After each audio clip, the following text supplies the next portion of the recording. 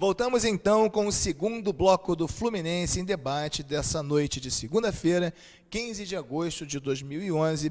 Lembrando que esse programa é realizado com o apoio da UniTV, da Universidade Federal Fluminense.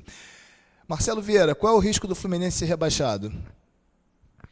Espero eu que zero, né? Pelo menos a gente está vivendo uma situação na tabela agora que ainda é de meio de tabela. A gente sabe que a gente tem um elenco muito acima das capacidades do que para lutar contra o rebaixamento, mas assusta quando a gente perde jogos seguidos para times teoricamente inferiores, eu diria até muito inferiores ao Fluminense. Tomar a goleada que a gente levou do América Mineiro, não pode. Perder para o Grêmio de 2-1, do jeito que a gente perdeu, o Grêmio vivendo uma situação horrível na tabela, e ainda tendo o André Lima no ataque super criticado, que teve aqui no Fluminense, também não pode, é complicado. Então eu penso que a gente tem que começar a se preocupar a partir do momento que o time não mostra em campo a evolução que a gente esperava que ele tivesse. Às vezes eu acho o Fluminense, parece que o Fluminense está a passeio no Campeonato Brasileiro. O Fluminense vai jogar contra times de grande expressão, ou pelo menos de expressão igual ao do Fluminense, então de times gigantes. A gente vê o Fluminense com uma postura, como se foi no Fluminense Palmeiras ou Fluminense Internacional. O Fluminense lutou para vencer aqueles jogos. Já no Fluminense e América Mineiro, Fluminense e Grêmio, o Fluminense já estava meio que apático, disperso no jogo. Só realmente eu estou sentindo falta daquele time de guerreiros, do porquê o time é chamado de time de guerreiros. Mas eu espero que a gente não precise se preocupar com rebaixamento, não. Mas isso aí só os próximos jogos vão definir. Você deixa eu só te dizer uma coisa. O Fluminense tem... eu mais ou menos estimei...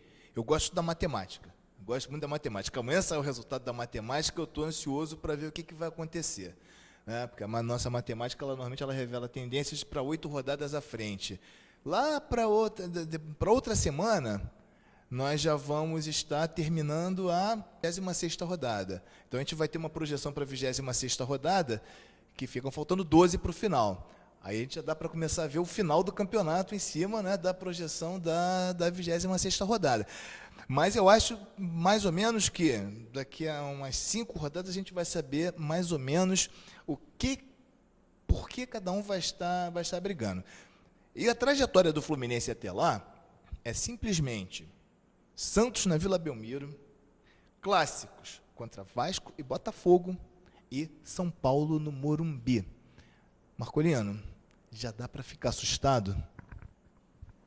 Olha, ficar assustado eu acho que não. Até mesmo porque o que me assusta é ver o time, como o Marcelo falou, sem garra. Isso me assusta. Eu acho que se o Fluminense, se os jogadores, se o elenco entender da capacidade que ele tem, é óbvio que a gente não dá para comparar talvez o elenco do ano passado com esse elenco. Eu creio que psicologicamente o time estava melhor, mas assim tem uma diferença de time do ano passado para esse time. Mas assim, eu ainda não estou assustado. Eu acho que se o Fluminense entender, se os jogadores, se o elenco entender que eles são capazes, né, de reverter esse quadro, e Fluminense, assim, o que me assusta, na verdade, o Savioli, é o time tá apático do jeito que está. O time, qualquer torcedor do Fluminense, no ano passado, ou quando começou o campeonato, a gente conseguia mensurar assim, aquele jogo ali, eu acho que são 3 pontos, já consegue fazer um cálculo assim, né, mensurar, fazer aquele jogo ali, o América Mineiro, a gente vai, consegue 3 pontos, outro lado, hoje a gente já não está conseguindo fazer essa projeção, né, a gente pensar, não, ali a gente vai conseguir 3 pontos, lá, a gente não está conseguindo fazer isso, porque o time está tão estável, né, a gente não tem essa certeza, o time não passa essa confiança, por isso está nessa trajetória de vence uma, perde outra, essa instabilidade, a gente não está deixando a torcida do Fluminense totalmente, vamos dizer, a torcida do Fluminense não está conseguindo fazer, não está conseguindo planejar. O que me assusta, na verdade... A torcida não consegue nem se envolver, essa que é a verdade, né? Tanto que os públicos estão ridículos do Fluminense. Isso aí eu acho que é um caso que a torcida... Eu acho que falta também. Eu acho que falta o jogador acreditar, mas falta a torcida acreditar também. Entendeu? Então, assim, é complicado a gente ir para jogo e ver a arquibancada do jeito que está. Aí vem N fatores que falam Engenhão que é longe, são N fatores, mas todo mundo joga lá, entendeu? A torcida do Fluminense tem que entender que se eu for me aprofundar nesse assunto, não quero, não acho que quem sou eu para falar que a torcida do Fluminense tem que ir, quem deixa de ir, quem não deixa de ir. Mas não, eu tenho o núcleo da nossa torcida que vem de Tanguá todo jogo. Se as pessoas souberem onde é Tanguá, quem não sabe, né? E os caras vão todo jogo. E aí você dá... Tanguá dá o quê? Uns 40 quilômetros da ponte? Da ponte para lá. Depois de Rio Bonito, vai embora. Entendeu? Então, Niterói, né? Depois de Niterói. Isso aí. Então, assim, é longe, mas é muito... Sabe, eu acho que a torcida tem que jogar junto com o time. É fácil a gente ouvir muita crítica. Tá faltando. Eu acho que está faltando esse espírito de vitória. Não está faltando só no elenco, está faltando na torcida. Está faltando, talvez, em parte da diretoria. Entendeu? Eu acho que a gente tem que buscar mais isso. Se a gente resgatar isso no Fluminense, eu tenho certeza que a gente consegue chegar no topo, até brigando. Que se a gente conseguir umas 4 vitórias consecutivas, que está difícil, mas se a gente conseguir, a gente está na briga. Então, aí a torcida vem. Espero que não precise disso para o Fluminense chegar lá em cima, para a torcida voltar a acreditar no time. Que ela acredite, que ela jogue junto com o time. Vera, o Marcolino, ele abordou um ponto muito interessante, que eu até já tinha mais ou menos observado, que é a letargia institucional. Ou seja, a coisa passa pelo time, passa pela torcida, né, como você falou, e passa também pela diretoria. Né? O que aconteceu com o Fluminense esse ano? Primeiro, na Libertadores, o presidente do Fluminense vem a público e diz que a Libertadores é deficitária. Quando a Libertadores tinha tudo para se tornar rentável para o clube, né, aí o Fluminense foi eliminado, daquela forma ridícula, pelo Libertad, que foi um dos jogos mais ridículos que eu vi o Fluminense fazer na minha vida. Né? Time dominado, entregue dentro de campo, enfim. Né? Agora, o presidente do clube também fala em público que ele está satisfeitíssimo, que nós estamos...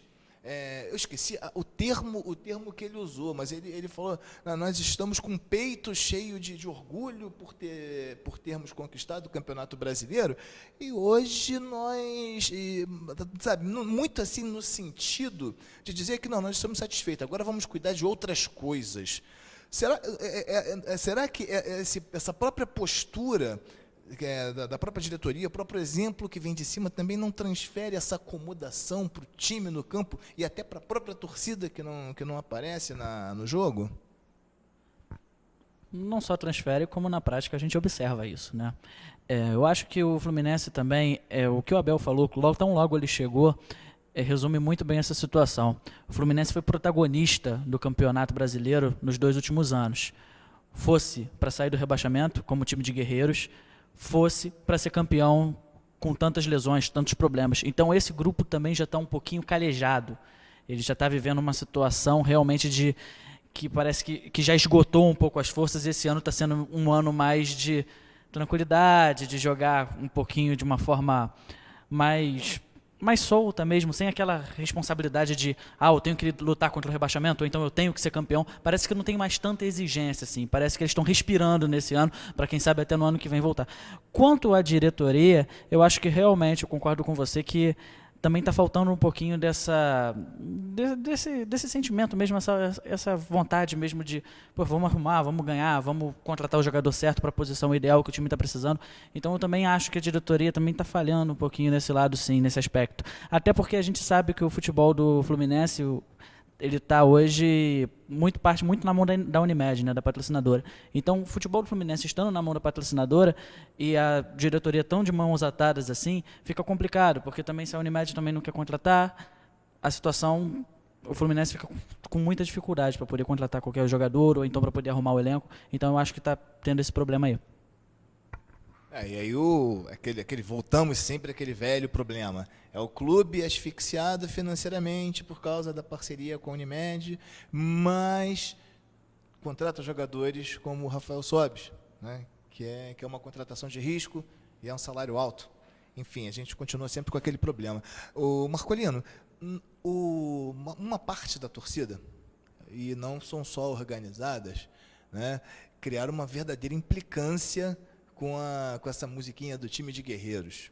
Né? Quando a torcida começa a cantar time de guerreiros, o pessoal que fica pé da vida. E eu confesso que eu sou hoje que também fico pé da vida quando a torcida canta time de guerreiros, porque eu me sinto um idiota cantando isso. né? Porque, é claro, do ponto de vista de marca, né, a marca time de guerreiros é uma coisa muito legal para o clube, né, uma coisa para vender o clube, para conquistar torcedores, até para vender o clube fora do país, né? Mas eu acho que tem que ter esse espírito de time de guerreiros dentro de campo também, porque senão, por qualquer vitóriazinha, a gente grita time de guerreiros e no dia seguinte, como foi no caso do Fluminense Internacional, né, que a torcida saiu cantando o time de guerreiros, há um tempão que eu não ouvi aquilo, e chegou no jogo seguinte, foi aquela vergonha. Como é que você vê isso, Marculino? Olha, eu acho que são 2 pontos. Eu acho que parte da torcida canta time de guerreiros, eu acho que é o seguinte, eu até me incluo, né, porque eu estou ali na bateria e o que eu puder cantar para exultar o Fluminense, eu vou estar cantando. Mas eu acho que é uma forma de extravasar aquilo que eu estou te falando. Quando o time mostra pelo menos um pouquinho de empenho, mesmo que seja obrigação, o time tinha que se fazer por obrigação, isso faz com que... Eu acho que parte da torcida canta até numa de incentivar o elenco, não numa de exaltar o elenco, mas eu acho que numa de incentivar, para mostrar que está junto e, de repente, levantar a moral do time, como eu estou te falando. Eu acho que o momento do Fluminense psicológico é muito ruim. Entendeu? São N fatores que a mídia bate, que se joga que está na mídia, e que a mídia bate mesmo, e não há uma união, a gente não vê uma união em torcida, entre elenco, entre diretoria, e aí eu acho que quando parte da torcida canta isso, eu acho que é para tentar levantar essa autoestima do clube, do elenco principalmente. Eu acho que para mostrar para o elenco que a torcida está junto, está tentando jogar junto, por mais que seja uma torcida que esteja indo com uma presença bem inferior que deveria estar. Não podemos também culpar a torcida porque é reflexo do que o time vem apresentando, a apatia que o time vem apresentando. Então, assim, eu acho que eu particularmente, sabe, olha, eu acho que em alguns momentos eu também não acho que deveriam ser colocados essa música em pauta naquele determinado momento. Como o Fluminense tomar um gol e falar que o gol sofrido não vai me abater. Vai me abater sempre. Essa música era o meu pesadelo. Vai me abater sempre, mas assim, é uma forma de a gente tentar renovar a força do elenco, mostrar ele, toma aqui na arquibancada, vamos lá, vamos. Por mais que eu ainda acho que o elenco não está assimilando isso. Eu tinha implicância com essa música porque eu achava que ela dava azar. Principalmente, não era nem quando o pessoal cantava na hora que sofreu o gol. Que eu falei, aí tudo bem, até tem a ver, né? Bom, sofri um gol sofrido não vai me abater. E aí o pessoal cantava com vontade, aquilo até transmitia alguma coisa para o time em campo. O pior era quando cantavam isso e o time estava ganhando, ou estava empatando. Era impressionante, era começar a cantar isso, em 2 minutos o time tomava o gol de empate ou o adversário fazia o gol da vitória. Era incrível isso. Agora, Marcelo, eu queria que você abordasse um outro tema, aquela pergunta de toda segunda-feira, né? Vou te fazer. E o Corinthians? Né? Mas, mais do que isso, eu queria que você fizesse uma análise de quem são hoje, se é que é possível fazer isso com esse campeonato maluco, né, de quem são os times hoje que podem almejar, podem sonhar com o título, e se esse bolo intermediário aí, que acho que é o Inter que está puxando, com Inter, Figueirense, Cruzeiro, Fluminense, Coritiba, que eu acho que para por aí, eu acho que todos esses ainda têm condições de arrancar para brigar pelo título. E tem até alguma qualidade para isso, já que também não tem ninguém com muita qualidade lá em cima. O Corinthians, por exemplo, está caindo. O Corinthians, acho que nas últimas 6 partidas, ganhou 1 ou 2. Perdeu 2, empatou 2. Alguma coisa mais ou menos parecida com isso. Qual é a tua visão? Alguém desse bolo aí, do meio desse segundo pelotão, tem como chegar lá? Ou vai ficar só nessa turma que está no primeiro pelotão? E dessa turma do primeiro pelotão, será que vai ser só alguns? Só que eu vou te pedir para falar sobre isso no próximo bloco, porque, infelizmente, nós já estamos no final. Então, nós vamos ter ainda 2 blocos, e nesses 2 próximos blocos o Marcelo vai comentar essa questão, vamos falar sobre torcida e vamos falar sobre imprensa. E nós voltamos já.